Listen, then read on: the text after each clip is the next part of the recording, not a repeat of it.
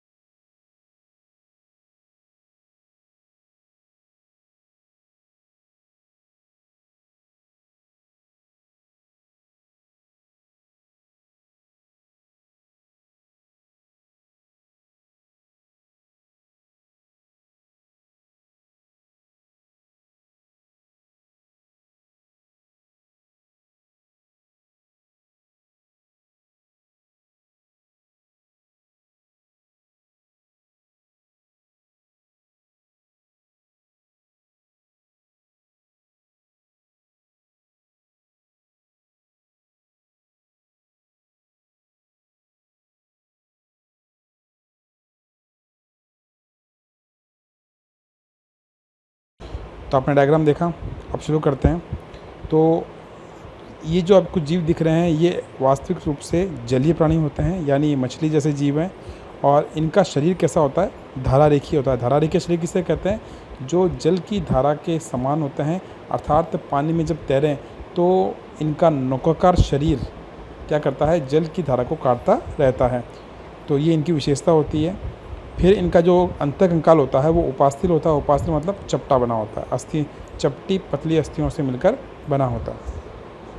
फिर बात करते हैं आगे। इनका जो मुख वाला हिस्सा होता है वो शरीर के अधर भाग में होता है। अधर भाग आप समझते होंगे कि जैसे अपने जो जहाँ पर मानव जैसे जीवों के अंदर जो अपना मुख है वो भी अपने अधर भाग में है, और इनमें भी कैसा होता है? अधर भाग पर स्थित होता है। फिर बात करें इसके अंदर पृष्ठरज्जु की, तो इनमें नोटोकॉड होती है, वो चिरस्थायी। चिरस्थायी मतलब उसमें स्थायी रूप से उपस्थित रहती है। फिर बात करते हैं आगे इसके अंदर। तो इसमें क्लोम छिद्र अलग अलग होते हैं। अलग अलग मतलब सेपरेट होते हैं।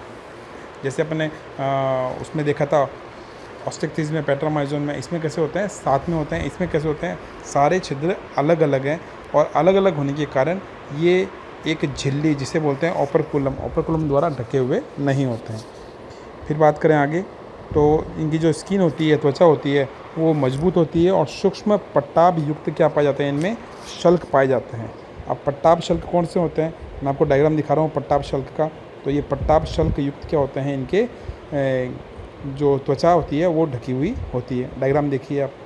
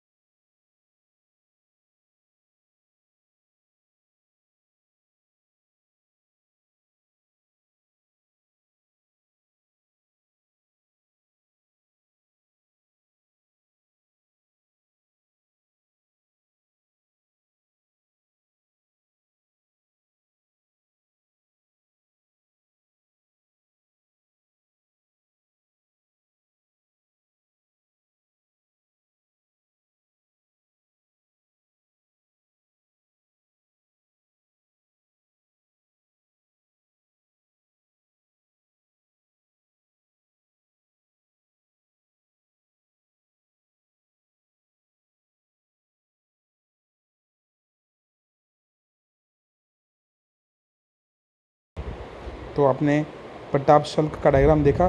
तो इस प्रकार की संरचना इनके सतह पर पाई जाती है।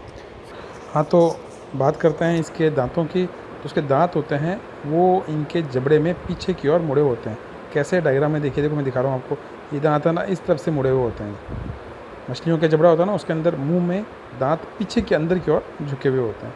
फिर बात करते हैं आगे, तो इनका जबड़ा कैसा होता है, शक्तिशाली होता है, मजबूत होता है, और इसी मजबूत जबड़े के कारण ये अपने शिकार को पकड़ते हैं, और पकड़ कर क्या कर देते हैं, गर्दन को हिलाते ही, इनका गर्दन तो साथ में शरीर के साथ जुड़ी होती है, तो सेपरेटली इनमें गर्दन नहीं होती है, तो शरीर को झटका मारने पर वो भाग जो होता है, जो इनके जबड़े में पकड़ में है, वो उस शरीर से अलग हो जाता है।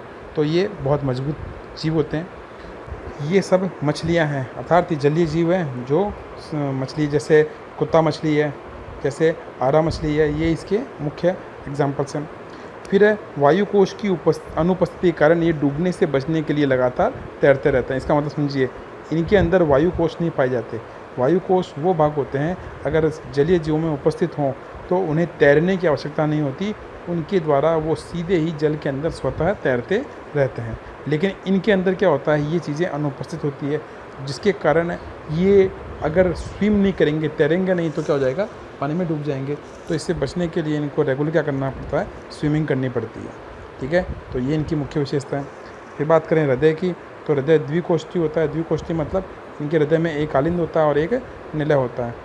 एक आलिंद और एक निलय होने के कारण इनके अंदर शुद्ध और अशुद्ध रक्त कुछ हद तक आपस में मिल जाता है। ठीक है, फिर करते हैं आगे बात। इनके कुछ जो सदस्य होते हैं, जैसे टारपीडो,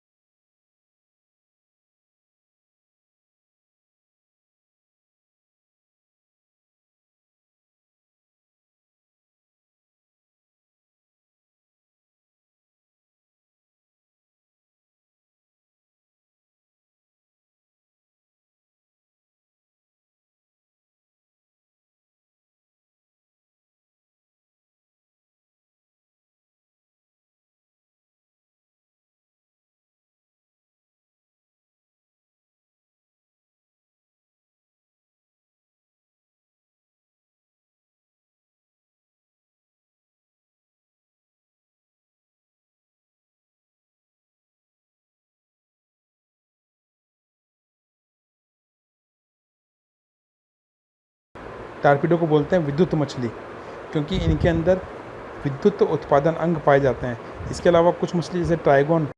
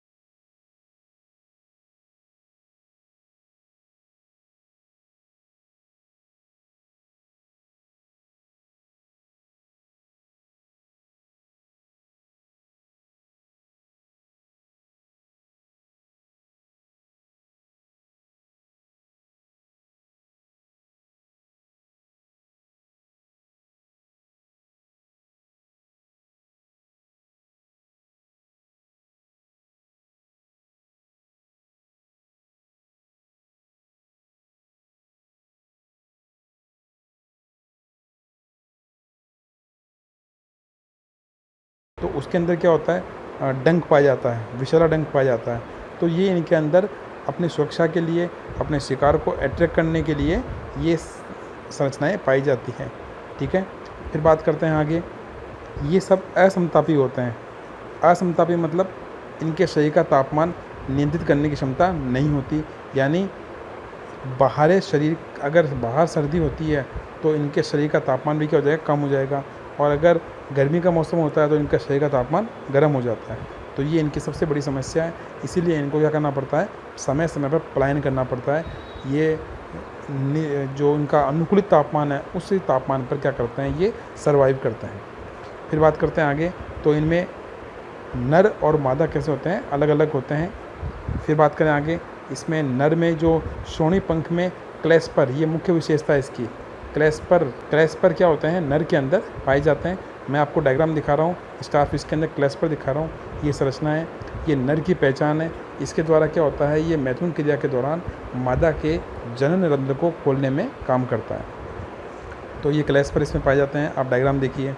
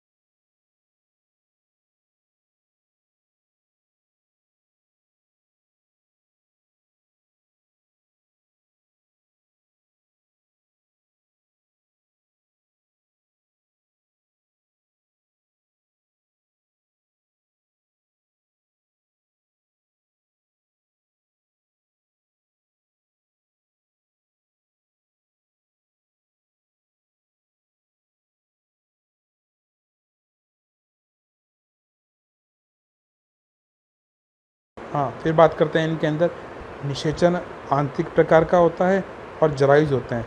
आंतरिक निषेचन मतलब मैथुन क्रिया के पश्चात शुक्राणुओं को शरीर के भीतर ग्रहण किया जाता है और ये शुक्राणु अंडाणु के साथ शरीर के भीतर ही किस में बदलते हैं, भ्रूण में बदलते हैं।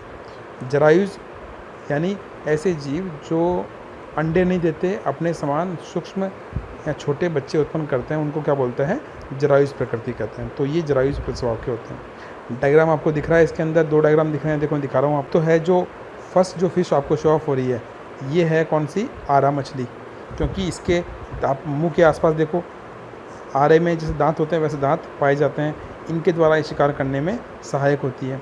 दूसरी मछली आपको दिख रही है, ये है डॉग फिश, कुत्ता मछली कहते हैं। आप देखो इसमें इसका जो शरीर होता है वो धारारेखित है, आगे से नुकीला होता है, जो जल में तेज़ बहाव के साथ, तेज़ बहाव में या जल में तेज़ी से तैरने में सहायक होता है। तो ये इसकी मुख्य विशेषता है। ये अब डायग्राम देखें। अब करते हैं आगे बात। अगला जो अपना वर्ग है वो है ऑस्टिकथीस। तो ऑस्टिकथीस में के जो सदस्य हैं, मैं उसको पहले डायग्राम दिखाता हूँ आपको। डायग्राम देखिए।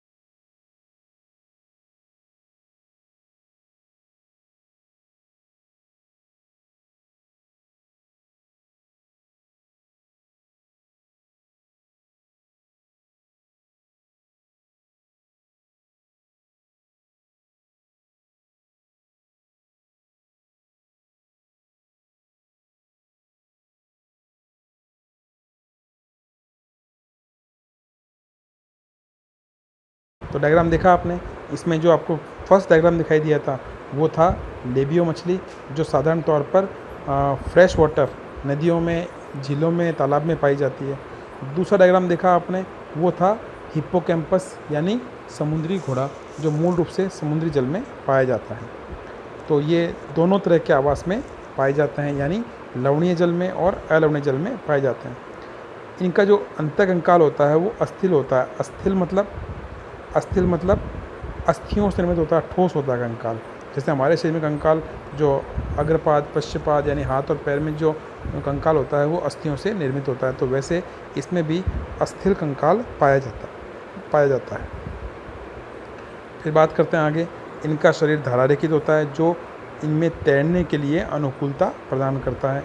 फिर करते हैं आगे बात। इनका जो मुख होता है वो अग्र सिरे के अंत में होता है, आगे की ओर टिप पर माउथ प्रेजेंट होता है, जैसा आपने डायग्राम में देखा था।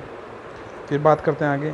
इनमें 4 जोड़ी गिल्स पाए जाते हैं और जो क्या करते हैं ओपर्कुलम द्वारा ढके हुए होते हैं।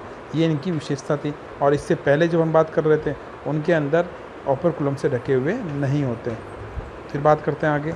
इनकी त्वचा होती है वो विशिष्ट साइक्लॉइड टीनियोड शल्क से ढकी रहती है। मैं आपको साइक्लॉइड टाइप के जो शल्क हैं उनको दिखा रहा हूँ, क्योंकि इससे पहले जो अपन पढ़ रहे थे उसके अंदर प्लेकॉइड शल्क थे और इसमें कौन से हैं, साइक्लॉइड शल्क हैं। आप डायग्राम देखिए, फिर करते हैं आगे बात।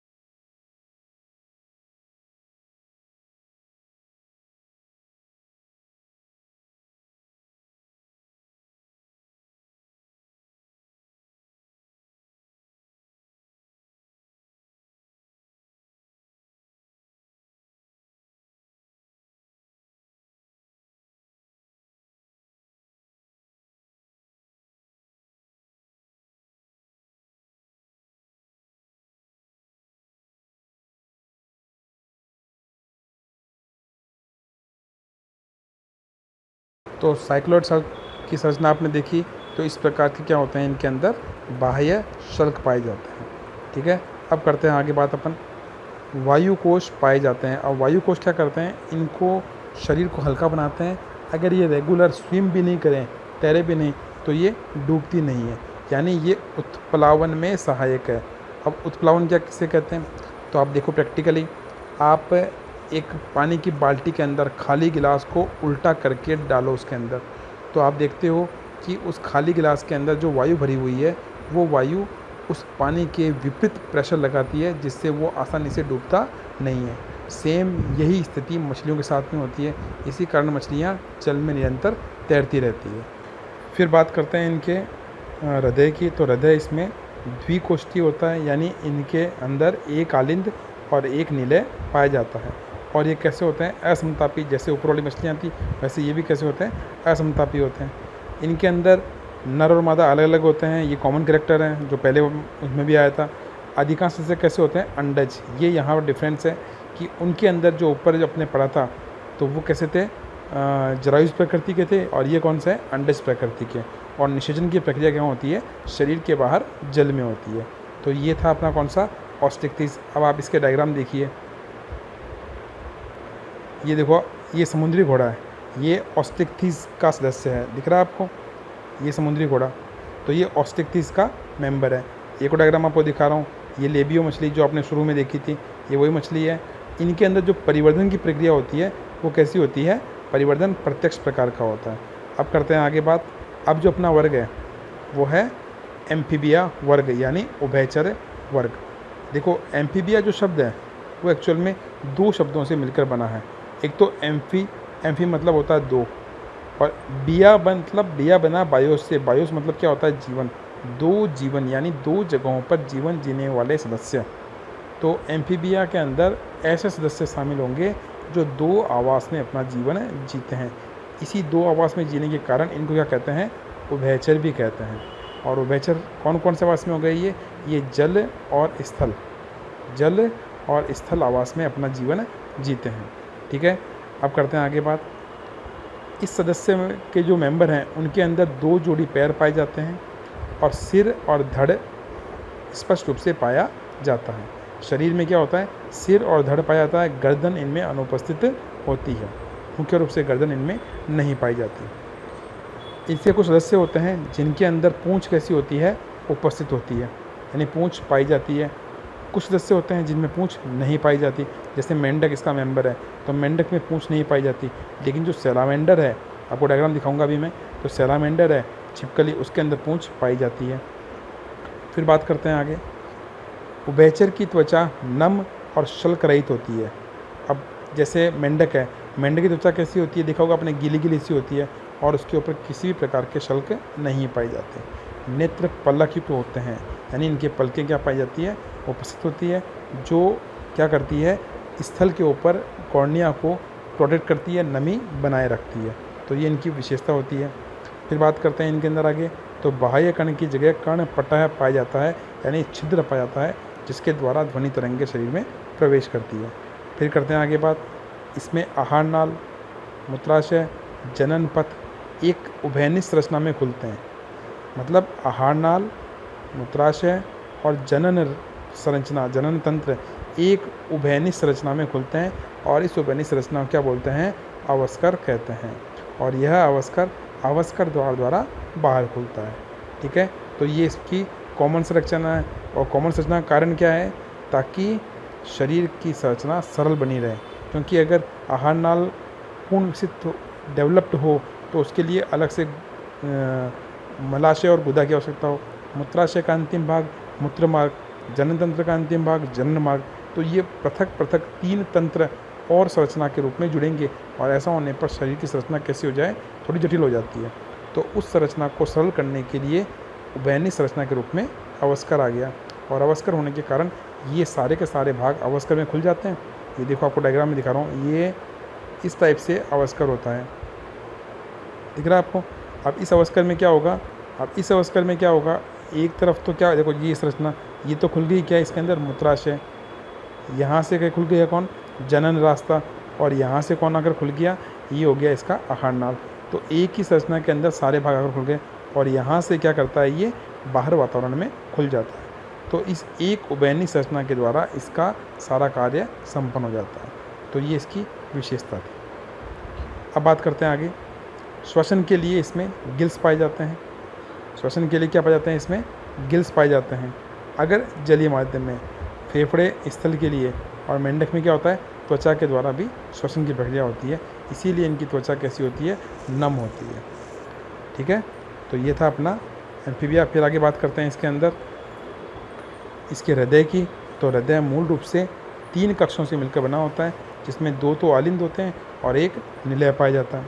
ये असमतापी प्राणी होते हैं। असमतापी प्राणी मतलब कैसे हो गए, इनके शरीर का तापमान बाह्य तापमान के अनुसार बदलता रहता है।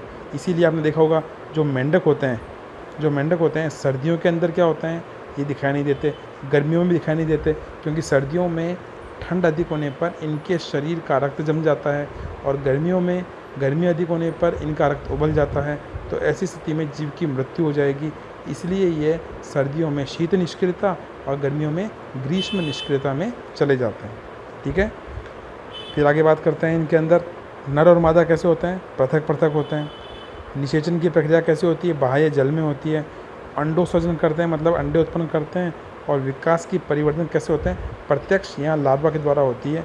मेंढक का जो लार्वा होता है उसे क्या कहते हैं, टेडपोल लार्वा कहते हैं। और टेडपोल कैसा होता है, पूँछ युक्त होता है। और मेंढक में क्या होती है, वयस्क अवस्था में पूँछ नहीं पाई जाती, तो ये टेडपोल है। ठीक है, तो ये था अपना एम्फीबिया वर्ग की मुख्य लक्षण। उदाहरण देखते हैं अपन, डायग्राम में दिख रहा है आपको, मेंढक दिख रहा है, ये है सैलोमेंडर। मैं आपको डायग्राम और साथ में दिखा रहा हूँ, देखिए आप डायग्राम।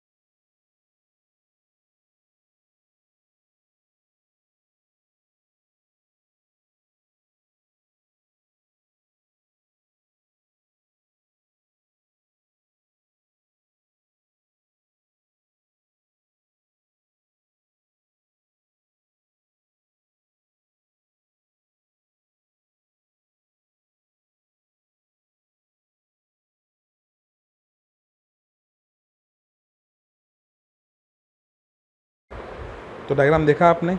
अब शुरू करते हैं। नेक्स्ट अगला वर्ग है वो है सरीसृप या रेप्टाइल वर्ग। देखो सरीसृप जो वर्ग है, इस वर्ग की मुख्य विशेषता क्या है वो आप देखिए। सरीसृप नाम मूल रूप से ये जो रेंगने वाले जीव या सरक कर चलने वाले जीव होते हैं उनके कारण इसका नामकरण रखा गया है।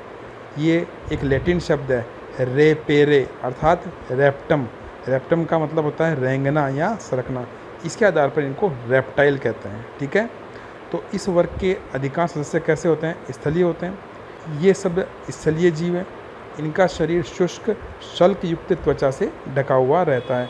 आपने देखा होगा सांप की त्वचा देखी होगी, सांप के ऊपर गौर से देखा हो सांप को, तो उसके शरीर के ऊपर क्या पाए जाते हैं? शल्क पाए जाते हैं। इसका जो निर्माण होता है शल्क का, वो होता है किससे? केराटिन द्वारा होता है। केराटिन क्या होता है? हमारे शरीर के अंदर केराटिन के द्वारा बाल और नाखूनों का निर्माण होता है, और इन्हीं संरचनाओं के द्वारा, केराटिन के द्वारा ही क्या होता है? इसके शरीर के बाह्य कवच बनते हैं। इसमें बाह्य कर्ण छिद्र नहीं पाए जाते, यानी बाह्य कर्ण इसमें अनुपस्थित होते हैं। फिर आगे बात करते हैं। इनके अंदर ये जो कर्ण पटे होते हैं यही मूल रूप से कान की रूप में भाग पाए जाते हैं। इनके अंदर 2 जोड़ी पाद उपस्थित होते हैं, अग्रपाद और पश्चपाद। लेकिन कुछ जीव जैसे सांप है उनके अंदर अग्रपाद और पश्चपाद नहीं पाए जाते, लेकिन उनके अंदर अग्रपाद की संरचना श्रोणी मेखला और अंश मेखला। अंश मेखला होती है अग्रपाद के लिए और श्रोणी मेखला होती है पश्चपाद के लिए। तो ये संरचना इनके अंदर देखने को मिलती है। फिर बात करते हैं आगे। हृदय इनके अंदर कैसा होता है? त्रिकोष्ठी हृदय पाया जाता है। लेकिन इसके कुछ सदस्य हैं जैसे मगरमच्छ, उनके अंदर हृदय 4 कोष्ठी होता है। 4 कोष्ठी कौन सा? जिसमें 2 आलिंद और 2 निलय पाए जाते हैं। ये मूल रूप से असमतापी होते हैं, यानी बाह्य वातावरण के साथ इनके शरीर का तापमान बदलता रहता है। इसके कुछ सदस्य हैं जैसे सांप है, छिपकली है। ये समय समय पर अपनी त्वचा के बाह्य आवरण को उतारते रहते हैं, निर्मोचन क्रिया करते हैं, और उस निर्मोचित त्वचा को बोलते हैं केंचुली। तो आपने देखा होगा सांप अपनी चमड़ी को उतारता है। ये पृथक पृथक होते हैं, नर और मादा। निषेचन आंतरिक प्रकार का होता है, और ये अंडज प्रकृति के सदस्य हैं, और इनमें प्रत्यक्ष प्रकार का परिवर्धन पाया जाता है। ठीक है, तो उदाहरण देखते हैं। डायग्राम आप देखिए। आप इसका सदस्य है, जैसे ये कछुआ दिख रहा है आपको, ये इसका सदस्य है, ये रेप्टाइल वर्ग में आता है। ये आपको दिख रही है गिरगिट, ये भी रेप्टाइल वर्ग का सदस्य है। फिर आप देखिए क्रोकोडाइल, एलिगेटर, मगरमच्छ, ये भी इस वर्ग का सदस्य है। आपको दिख रहा है सांप, ये भी इस वर्ग का सदस्य है। आपको डायग्राम में और दिखा रहा हूँ, आप देखिए उन डायग्रामों को, तो ये उस वर्ग के सदस्य हैं। तो डायग्राम देखिए आप।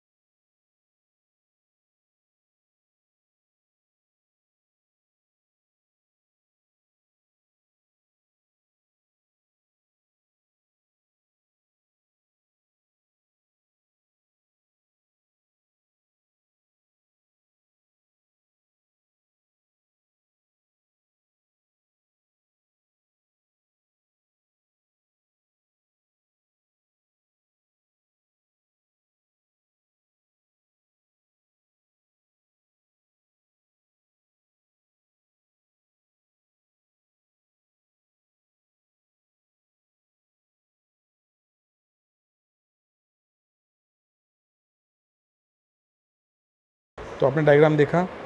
यहाँ पर अपना ये टॉपिक कंप्लीट होता है। फिर मिलते हैं अपन अगली क्लास में। ठीक है, तो ध्यान